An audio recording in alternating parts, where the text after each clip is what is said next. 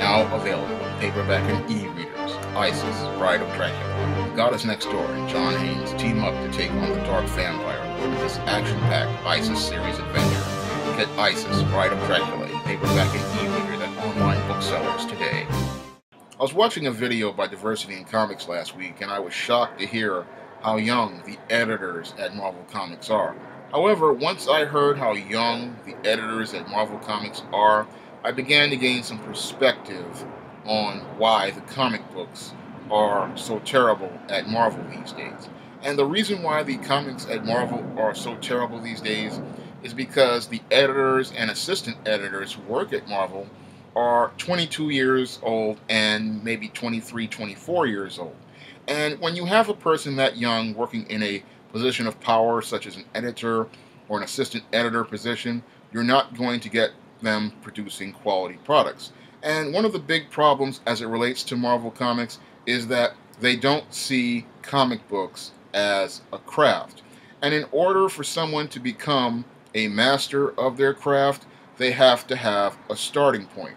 And the starting point that we're putting these editors in is putting them in a place where they are not learning the craft of comic books. An assistant editor at 22 or 24 years old is a kid who is fresh out of school. So they don't have enough life experience to be in that position, and they don't have enough publishing experience to be in that position.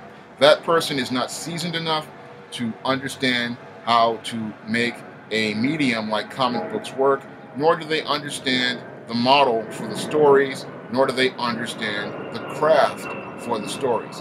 When you are 22, 23, and 24 years old, you pretty much are fresh out of school, maybe 1 or 2 years out, and that's not enough seasoning to understand how this medium works. Because I myself was a writer back when I was in my early 20s, and I can honestly tell you most of the stuff that I wrote in my early 20s was absolute garbage.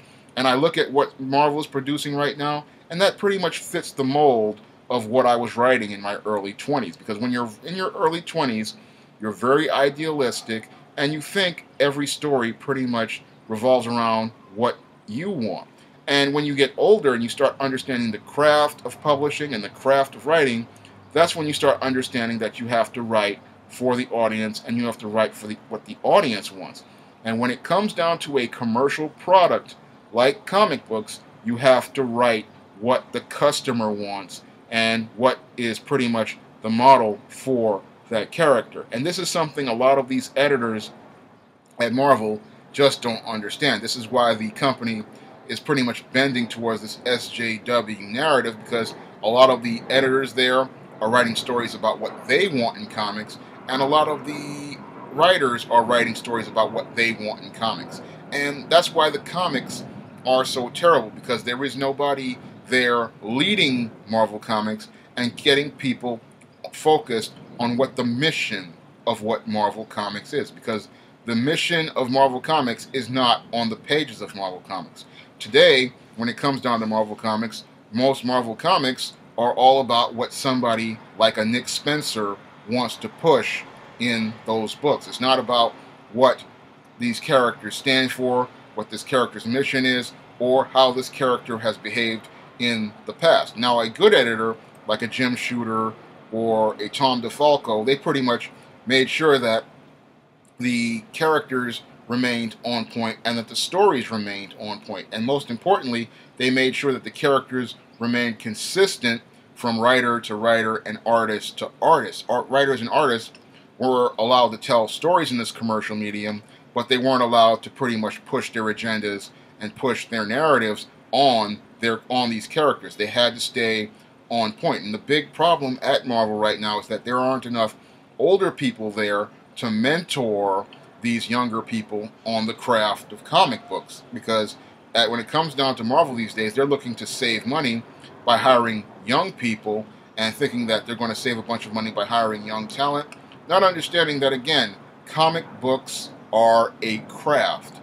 And in order for someone to learn the craft, they need to be taught and mentored by older people. Unfortunately, a lot of older people have left the medium due to the 90s, and a lot of people did not really learn the craft in the 90s because people like Jim Lee, Rob Liefeld, Todd McFarlane, they pretty much were allowed to participate in excesses, and all the standards and boundaries that for comic book creation, they were pretty much thrown out the window. So we had a generation that did not learn the structure of comics or the craft of comics, and that's why a lot of people just don't understand how the dynamics of the paradigm work as it relates to comics. And that's why a lot of comics are so bad these days, is because people are just writing whatever they want and not understanding the importance of structure and the importance of continuity before you put a form around it. They're pretty much ignoring the structure of the Marvel Universe that Stan Lee created, and they're ignoring all the continuity in history and then just writing whatever they want. This is what people like your Brian Michael Bendis do. They just disregard all what the other writers wrote and then just decide to tell their own stories and then try to shoehorn characters like your Riri Williams into a story without regarding Iron Man's history or Iron Man's continuity. And that's why people pretty much vehemently hate that character, because that character's been forced on readers without being brought in organically in the way that, say, Tim Drake was brought in the storyline A Lonely Place of Dying. The reason why that character had such a deep connection with readers is because, one, they acknowledged Dick Grayson's as Robin, and then they acknowledged the history of Batman in that story, and that's why that story resonated with readers, because they acknowledged the history, they acknowledged the continuity, and they acknowledged the things that readers knew about the character. So they pretty much were more willing to accept that character because that character had been brought in an organic fashion. And this is something that a young person would not really understand as relates to story, because when I was in my teens and my 20s, I aspired to be this comic book writer, and I had all these big ideas that I wanted to do. And I thank God that I wasn't able to get that opportunity, because I now, looking at what's being produced at Marvel, I would have made a mess. Because if you don't understand the structures of the history of the medium you're working in, and you don't understand why things are there, you're going to try to come in with new and improved ideas. And the big surprise is that you find out that people don't like your new and improved ideas. You have to find out why that creator created things a certain way. You have to study the history of the character beyond what is in a official handbook of the Marvel Universe. You have to dig deep and find out what that creator intended with that character. You have to find out what inspired that creator, and that's a lot of work that a lot of young people aren't willing to do, because they're just caught up in the idea of what they want, not in the idea of what the customer wants from the product or what they expect from the product. And that comes from years of seasoning. When you get some seasoning under your belt as a writer, you stop thinking about what you want and you start thinking about what the customer wants, and then you try to find ways to create stories where you put forth unique ideas that put a fresh take on a character that fits the character, not fits what you want. And that's the big problem at Marvel these days, that their editors and their writers pretty much are pushing their own ideas on these characters, and there's no editorial oversight pretty much taking over and saying, hey, you can't do that with that character. That's not how Spider-Man acts, or that's not how Captain America acts. And they're pretty much pushing their own versions and trying to force them in when that's not what the customer wants. So when you have an editor, you need someone with some life experience, you need someone with some seasoning, someone who has lived a little, someone who knows a little bit about life, or someone who knows a bit about the craft of writing. And you really don't come into your craft as a writer until maybe your late 20s or your early 30s, because I remember myself as a writer, I really did not come into my craft until about 27, 28, and then when I got into my 30s, I really started producing a lot higher quality stories. Because if you look at my first book that I published, ISIS, in 2002, and then you look at one of my books now, like Spellbound, you'll pretty much see a complete difference in the quality of the storytelling. And you'll see a complete difference in the story models that I set up, because when it came down to ISIS, and the first one in 2002, I was pretty much a 24, 25-year-old kid with some ideas about the Egyptian gods and Egyptian mythology. But if you were to look at a book like Spellbound or one of my later ISIS series books like Samurai Goddess or Bride of Dracula, you would see that a complete difference in the writing. You would see that the writing style has evolved. You would see that the character development is a lot stronger. The character establishment is a lot stronger. The plot is a lot tighter. And the reasons for the plot are a lot tighter. Everything is a lot more cohesive. Everything is a lot stronger, has a stronger structure. And everything is a lot easier to follow for the reader. And that only comes from seasoning and learning your craft as a writer.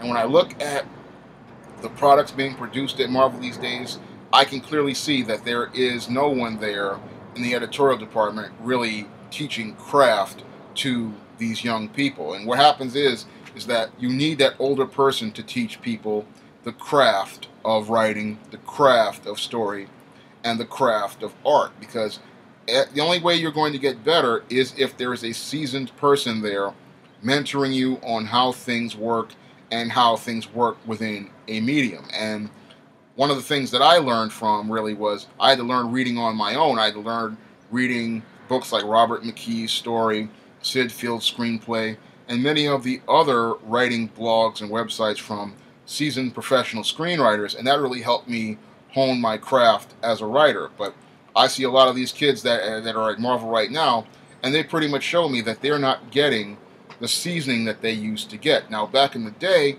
there used to be people like at DC Comics, Julius Schwartz, who pretty much gave Jim Shooter, who mentored Jim Shooter, and many of the people at Marvel were mentored by Stan Lee. And when you got that mentoring from that older person who had the life experience and the experience in the field, that helped you learn what to do and what not to do, and what mistakes not to make. Because when you're working with a seasoned person, they can pretty much show you the mistakes they have made in the past and show you why things are the way they are. Because I look at comics today, and it's sad that people don't understand why Superman wears red trunks. Now, I understand why he wears red trunks, and I understand why many characters wear trunks. One is the significant connection to the strong man of the 1920s and the Golden Age, and two is because it breaks up the color on a character's costume design, because comics are a visual medium, and when you go looking at a person from the boots up, you want the